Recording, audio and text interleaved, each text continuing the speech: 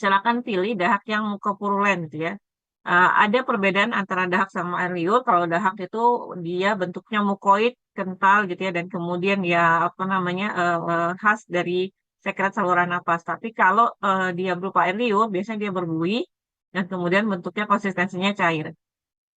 Kemudian ada juga dahak mungkin yang disertai dengan perlukaan pada daerah mukosa saluran napasnya, kemungkinan kita temukan darah, atau misalnya pada pasien-pasien yang perdarahan besar, hemaftu gitu ya, itu bisa aja ditemukan darah yang cukup banyak. Nah, kalau misalnya darahnya cukup banyak, itu tidak kita lakukan dulu pemeriksaan, karena akan apa namanya, mengganggu interpretasi nanti ya.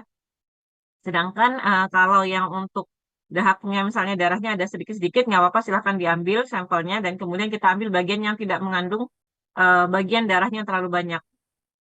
Tapi tetap ambil yang mukoid. Kemudian ada misalnya dahak yang encer, mukokoid itu biasanya dahak yang diambil bukan dahak segar. Jadi misalnya dia di apa ambilnya malam hari, kemudian dikumpulkan ke laboratorium itu pagi hari. Nah, itu biasanya dahaknya akan konsistensinya sedikit cair.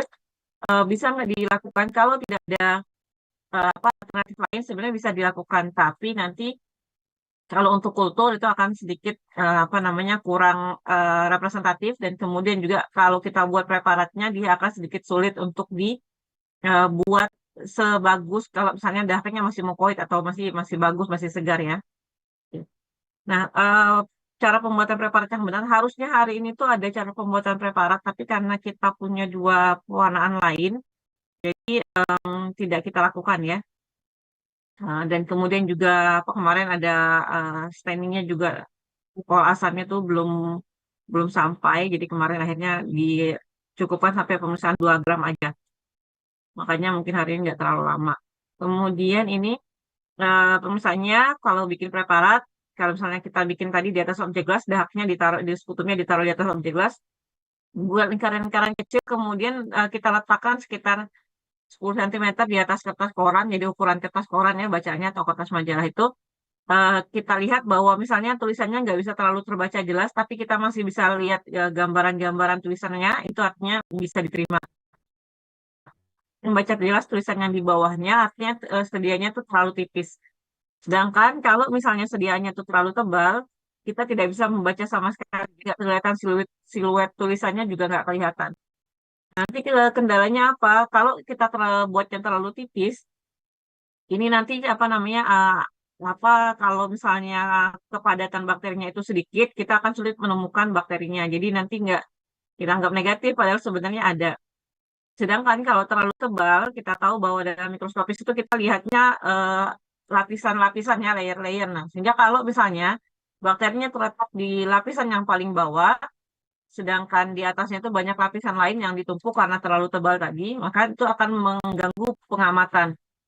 Selain itu juga pembuatan preparat yang terlalu tebal nanti akan menghalangi kita untuk dekolorisasi nanti jadi warnanya mau dihapus pakai alkohol asam tuh nggak hilang-hilang karena dia terlalu tebal ya jadi biasanya kita cukupkan sampai yang sedang saja seperti ini. Nah ini ukuran standarnya 2 x 3 cm sampai 1 x 2 cm. Ini pewarnaannya masih ingat jadi karena apa namanya bedanya sama pewarnaan gram pewarnaan Zell-Nielsen ini kita harus penuhi sampai satu objek gelas ya. Jadi dituangkan apa regensia itu sampai satu satu objek gelas penuh. Kenapa? Karena kita akan melakukan pemanasan. Jadi kalau pemanasan apa namanya? Kalau dia terlalu sedikit akan terlalu cepat kering dan suhu panasnya terlalu cepat meningkat. Nah, sedangkan di sini kita cuma sampai dipanaskan sampai keluar uap air pertama. Ini waktu kalian lakukan di waktu blok 8 ya, masih ingat insya Allah pewarnaan Zell-Nielsen. Setelah itu nanti dikasih karbol kemudian dibersihkan dengan air, dekolorisasi pakai alkohol asam, dan kemudian baru dibersihkan lagi dengan air, baru kita counterstain dengan metilen blue.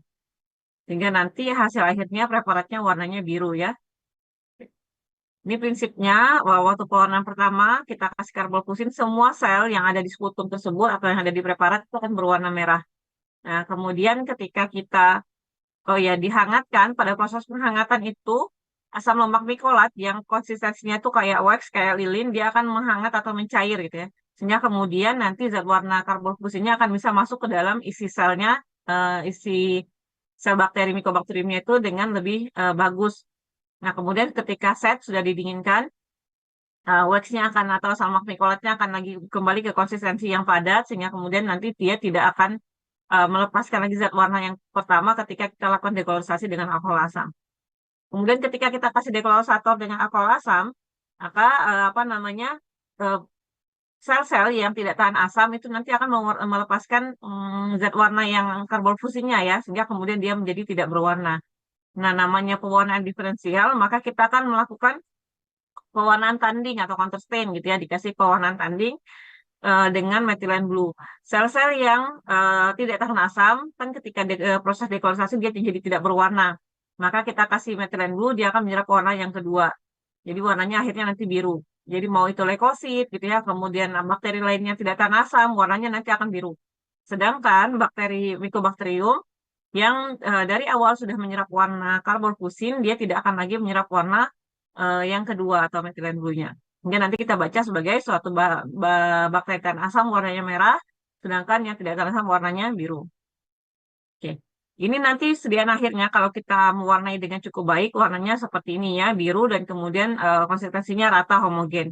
Sedangkan kalau terlalu tebal, kita lihat ada bagian-bagian yang tidak berhasil didekolorisasi dengan baik, ya, didekolorisasi dengan baik, sehingga kemudian nanti di bawah mikroskop kita akan lihat warnanya ini aja kayak ungu atau apa lebih gelap.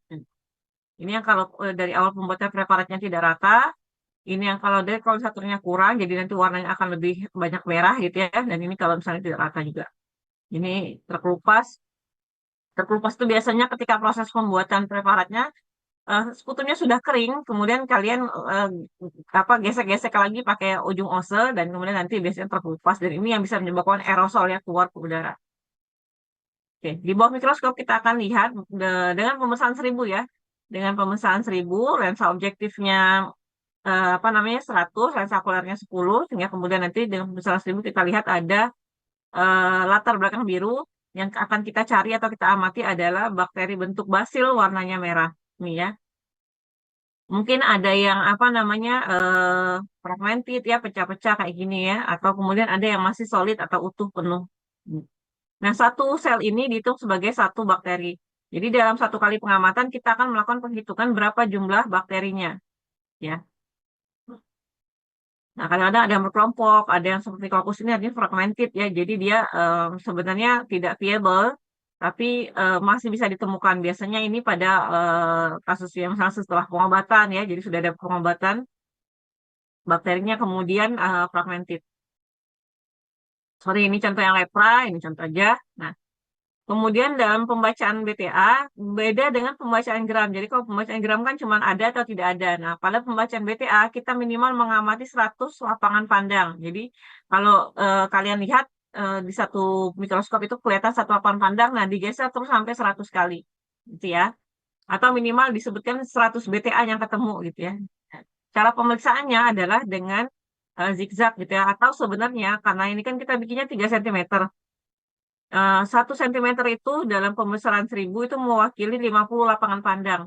Jadi kalau misalnya kita benar-benar dari ujung ke sini ke ujung sini 3 cm, itu artinya kita bisa mengamati 150 lapangan pandang.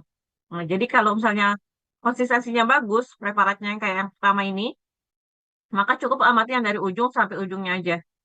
Gitu ya. Jadi dari ujung sampai ke ujungnya aja. Nggak usah pakai zigzag. Tapi kalau misalnya preparatnya jelek, misalnya kayak yang ini ya, ini boleh pakai metode yang zigzag tadi. Nah, ini ya. Jadi dari kiri ke kanan, turun ke bawah, kanan ke kiri, turun ke bawah, kiri ke kanan, dan seterusnya. Sampai ditemukan 100 lapangan pandang. Oke. Interpretasinya, kalau tidak ditemukan satupun dari 100 lapangan pandang yang kalian lihat, satupun basil tahan asam, maka disebut sebagai negatif.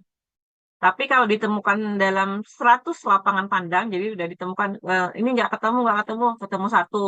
Nggak ketemu lagi, ada lagi satu. Nah, totalnya itu adalah 1 sampai 9 BTA, kita bilangnya scanty, ditulis dengan jumlah bakteri yang ditemukan per 100 lapangan pandang. Selanjutnya, ini kalau misalnya ditemukan 10 sampai 99 BTA, kita sebut sebagai 100 lapangan pandang, gitu ya. Dalam 100 lapangan pandang, kita sebut sebagai positif 1. Kalau ketemu dalam satu lapangan pandang, sekali lihat ada 1 sampai 10, minimal ada 50 lapangan pandang yang dilihat seperti itu, maka kita sebut sebagai 2 positif. Kalau ketemunya lebih dari 10 BTA, contoh yang kayak gini ya, lebih dari 10, maka kita bilangnya minimal ada 20 kondisi lapangan panen yang seperti ini, kita bilang sebagai 3 positif. Positivitas ini tidak mempengaruhi tata laksana, tapi nanti kemungkinan virulensinya akan lebih tinggi atau penularannya akan lebih tinggi pada kepadatan yang lebih tinggi bakterinya. Kemudian nanti di praktikum ini, selain itu juga saya akan menjelaskan tentang yang anak kelas Gamma, kalau misalnya mau OTW sambil ke Madang, boleh deh ya, hati-hati di jalan. Kalau misalnya sambil apa jalan ke Madang juga nggak apa-apa, hati-hati. Ya, jangan, bener, diamatin aja. Nanti ininya nyusul aja, nyusul apa namanya, apa sih namanya, kuisnya.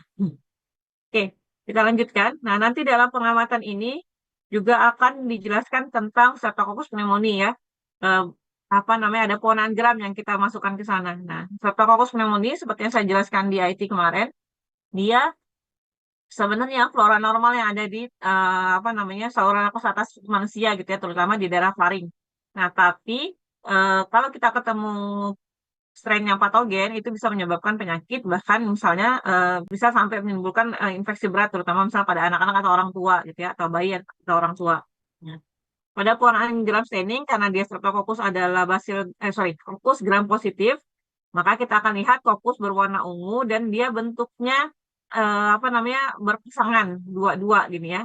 Nah, beda sama Neisseria gonorrhoe. Kalau Neisseria gonorrhoe kan Coccus gram negatif ya. Ini Coccus gram positif, dan kemudian kalau di Neisseria gonorrhoe tuh kita lihat bentuknya tuh kayak biconvex ya, kayak ginjal gitu ya.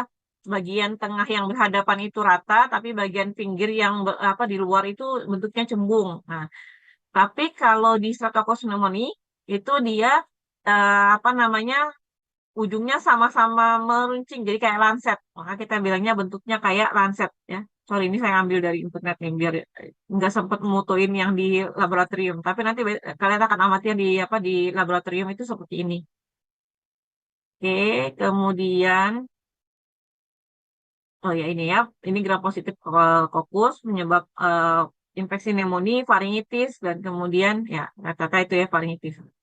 Kemudian nanti kita juga akan mengamati pewarnaan gram dari Corynebacterium diphtheri. Em, Sorry, saya juga lupa menambahkan karena ternyata ini preparatnya cukup baru ya, dan sayang kalau untuk dilewatkan. Tapi apa namanya, nanti mungkin akan ditambahkan di penjelasan yang lain. Masih ingat Corynebacterium diphtheri itu adalah bakteri penyebab penyakit difteri. Jadi sebenarnya kalau Corynebacterium itu sendiri bukanlah strain yang terlalu patogen gitu ya. Nah, tapi kecuali pada Corynebacterium diphtheri di mana dia bisa menghasilkan toksin yang bisa menyebabkan apa namanya, kerusakan pada otot jantung, kegagalan napas karena penutupan membuat pseudomembran gitu di daerah apa faring, sehingga kemudian menutup saluran napas. Jadi biasanya yang kita ambil adalah daerah yang abu-abu. Jadi kalau misalnya di pasien difteri gitu ya, biasanya dia ada selaput putih keabu-abuan di daerah faringnya. Gitu. Kita boleh ambil daerah yang putih abu-abu tersebut kemudian di kultur. Nah, nanti atau dilakukan pewarnaan gram. Pada pewarnaan gram kita akan amati, ini yang kiri ini pewarnaan gram ya, ini lokal beda. Tapi rasanya yang di laboratorium itu yang apa namanya, yang gram. Ini untuk melihat granula di apa ujungnya saja sih sebenarnya untuk ini pewarnaan lokal. Nah, kalau yang untuk kewarnaan gram, kita lihat dia bentuknya memang kayak palisade ya, atau apa huruf Cina kalau dibilang itu. Jadi bentuknya tuh tidak terlalu beraturan, kemudian pleomorfik, dan di ujungnya ini ada granula, ya. Makanya bentuknya itu kayak club shape dibilang ya, kayak pentungan, kayak pentungan. Jadi di ujungnya dia akan sedikit membesar di daerah apa namanya, ujung dari basilnya, dan kemudian di dalamnya itu ada granula-granula. Oke. Jadi nanti bentuknya ya kayak palisade, kayak atau dibilangnya kayak huruf Cina gitu ya. Nah, ini basil. Jadi khasnya adalah dia apa, menggembung atau membesar di daerah ujung dari basilnya. Salah satu ya, bukan dua-duanya. Nah, ini salah satunya aja di sini. Ini kalau dia ada dua-duanya sebenarnya kayaknya apa, tumpang tindih. Jadi dia cuma ada di salah satu ujungnya saja. Nih. Hmm. Oke, jadi nanti tiga itu kemungkinan yang akan kita amati, satu BTA di bawah mikroskop ya, satu BTA, dua apa namanya, Streptococcus pneumoniae, sama kemudian nanti Corynebacterium diphtheri. Nah, ini sedikit saja untuk tes cepat molekuler, karena sebenarnya nanti akan diajarkan oleh Pak Doni, tapi ini gambaran ya karena diminta sama apa namanya Dokter Sudarto jadi akhirnya dimasukkan. Ya. Tes cepat molekuler sudah dijelaskan kemarin merupakan salah satu program untuk percepatan deteksi TB karena kalau pakai gold standarnya kultur itu butuh waktu yang lama, ya. Jadi ini salah satu apa alat diagnostik yang digunakan. Jadi kalau misalnya gold standarnya tetap kultur atau biakan, nah tapi kalau misalnya apa namanya mau deteksi cepatnya pakai TCM, ya. Ini merupakan semi kuantitatif in vitro diagnostic test. Jadi kita pakai identifikasi DNA dari Mycobacterium tuberculosis dan kemudian jadi ada dua hal yang dilakukan. Pertama deteksi DNA, yang kedua deteksi adanya gen resisten terhadap rifampicin, gitu ya. Kenapa rifampicin saja yang diperiksa? Karena sebenarnya hampir 40% resistensi rifampicin itu disertai juga dengan resistensi isoniazid. Jadi kalau untuk TB-MDR itu sebenarnya cukup kuat ya penegakannya. Oke. Kemudian yang dideteksi adalah gen RPOB. Jadi gen apa namanya penyebab resistensi rifampicin itu banyak, tapi yang dominan itu memang adanya di apa namanya di RPOB, gitu ya. Yang digunakan sebenarnya sekutum, tapi sekarang apa gene expert itu bisa dipakai untuk deteksi cairan sendi, apa namanya cairan cerebrospinal. Jadi banyak boleh dipakai juga untuk deteksi selain sekutum. Ini ya, dia ada di apa namanya di bagian ada namanya 81 base pair coregion yang di sini yang kemudian banyak mutasinya terjadi, ya. Jadi ada apa namanya 81 base pair, 81 basa nukleotida yang kemudian biasanya di sini mutasinya paling sering. Nah, apa namanya gene expert itu dominannya mendeteksi di gene RPOB. Nah, kemudian ada beberapa standar apa gene expert yang digunakan. Ada yang pakai apa namanya modul 6, ada yang pakai modul 10. Ini kalian nggak perlu tahu, nanti tahu tanya aja. Cara penyiapannya adalah sekutum segar itu nanti dicampurkan dengan regensia untuk apa namanya mengisolasi DNA-nya, ya. Jadi nanti campurkan dulu dengan regensia untuk mengisolasi DNA, kemudian diinkubasi 15 menit, baru kemudian nanti dimasukkan ke cartridge-nya. Nah, nanti setelah itu baru dimasukkan ke mesin gene expertnya. Jadi sebenarnya sederhana itu, nanti kemudian cartridge akan melakukan amplifikasi seperti PCR biasa dan kemudian mengidentifikasi apakah ditemukan materi DNA dari Mycobacterium dan kemudian kalaupun ditemukan apakah itu termasuk yang resisten terhadap rifampicin atau tidak. Jadi saya lupa kalau yang modul 8 ini rasanya nggak sampai 4 jam ya, 2 jam. Nah, tapi paling cepat 30 menit. Nah, sehingga kemudian dalam 30 menit kita bisa dapatkan hasil ini TB atau tidak. Dan kemudian seperti yang saya sampaikan waktu di pleno, bedanya sama sama BTA, gene expert ini bisa mendeteksi keberadaan bakteri yang jumlahnya lebih sedikit, ya. Jadi kalau misalnya kalian ketemu yang kayak Scanti tadi ya, itu kan biasanya cuma sedikit kan. Nah, kalau di sini dia akan lebih sensitif untuk deteksi kepadatan bakteri yang cukup rendah. Jadi kalau di apa namanya BTA kita harus ketemu 10.000 bakteri per mililiter sputum. Nah, jadi di atas 10.000 bakteri per mililiter sputum baru kita bisa lihat secara mikroskopis. Nah, tapi kalau untuk di GeneXpert, karena dia melakukan amplifikasi DNA, jadi DNA-nya diperbanyak sampai bisa terdeteksi, itu biasanya dia 100 sampai 200 apa namanya sel atau bakteri per mililiter sputum itu udah bisa terdeteksi, ya. Jadi hampir 100 kali lipat lebih sensitif. Oke. Ini yang interpretasinya. Jadi apa namanya? Nanti ini detailnya akan dijelaskan sama Pak Doni ya. Tapi ini saya apa namanya merangkum secara umumnya saja. Jadi nanti akan ada dua yang dihasilkan ya. Misalnya Mycobacteriumnya terdeteksi gitu ya. Kemudian yang kedua rifampicin juga terdeteksi. Maka kita bilang sebagai suatu resistensi rifampicin gitu ya. Biasanya kalau tidak ada apa namanya atau meyakinkan dia memang ternyata apa namanya TB-MDR ditotal sana dengan eh, regimen TB-MDR. Tapi kalau misalnya meragukan dan kemudian ada alat untuk melanjutkan dengan pemeriksaan apa resistensi isoniazid, biasanya dilanjutkan dengan LPA atau untuk identifikasi resistensi isoniazid, ya. Kalau dia TB-nya terdeteksi tapi resistensi rifampicin-nya tidak terdeteksi, maka kita bilang sebagai TB sensitif obat gitu ya. Jadi biasanya apa ditata laksana pakai alur tata laksana diagnosis TB biasa ya. Kemudian kalau misalnya nanti ada namanya indeterminate, jadi apa namanya biasanya kita ragu itu ya, bisa jadi nggak cukup banyak jumlahnya sehingga untuk bisa dideteksi sebagai resistensi bisa kita minta ulang.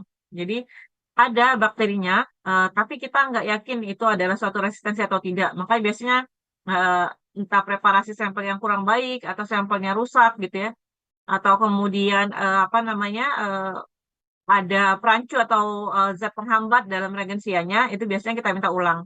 Jadi pakai dahak yang baru, makanya pakai dahak dengan kualitas yang baik. Kemudian ya kalau nggak terdeteksi MTB ya bukan TB ya artinya ya. Jadi kemungkinan infeksi saluran napas yang lainnya. Kemudian kalau invalid, jadi biasanya apa namanya ada gambaran bahwa dia nggak bisa kalau non detected itu artinya DNA-nya bukan DNA ya. Sampelnya bagus, tapi DNA TB-nya nggak ketemu. Nah, tapi kalau invalid, biasanya sampelnya tuh nggak terlalu bagus, atau ada kesalahan dalam reagensianya, itu, atau dalam proses PCR-nya. Jadi biasanya itu minta sampel baru. Jadi kalau hasilnya invalid, jadi kalau kalian nanti jadi dokter, ketemu dapat hasil invalid, itu diulang. Jadi jangan dibilang negatif gitu ya. Jadi jangan dikasih tahu pasiennya, ibu nggak TB negatif itu enggak, tapi diulang. Kalau error juga sama, biasanya diulang. Lihat lagi mana yang salah, apakah cartridge-nya atau regensianya, atau kemudian ternyata spesimennya kurang cukup. Ya. Kalau no result juga sama, diulang ya dia. Ini biasanya apa namanya, karena apa DNA TB-nya tidak apa namanya tidak bereaksi sama PCR-nya, atau kadang-kadang ya tadi apa namanya tidak cukup banyak atau ketemunya sama liur tadi. Ketemunya sama air liur itu. Oke. Ini alur penegakan diagnosis TB, saya nggak tahu nih di-update atau enggak gitu ya. Nah, kalau kemarin pastinya pakai yang ini. Jadi kalau pemeriksa TCM, kalau TB resisten, langsung pakai apa namanya, LPA gitu ya, LPA lini 2, nah, untuk lihat dia TB MDR atau SDR. Nah, kalau misalnya dia apa namanya MDR, dikasih paket pengobatan TB MDR, tapi kalau dia ternyata resisten juga sama obat lini kedua, pakai XDR ya. Kemudian kalau TB-nya sensitif, pakai apa namanya? eh, Boleh kalau ada alatnya lanjut LPA gitu ya. Kalau dia sensitif INH pakai yang obat ini satu, tapi kalau dia resisten INH pakai yang monoresisten INH. Jadi INH-nya nggak dipakai. Ya, kalau indeterminate periksa ulang, TB negatif, apa namanya, tapi radiologisnya meyakinkan kalau itu TB, maka biasanya kita cek ulang gitu ya. Kemudian kalau no result ya di TCM ulang. Oke, ini nanti belum. Ini supaya mau dipoto aja Keisha, sabar. Nanti saya ganti soalnya, tenang. Ini masih soal yang kemarin. Soal yang kemarin, apa namanya, nanti saya update ya, karena nggak masuk di ininya.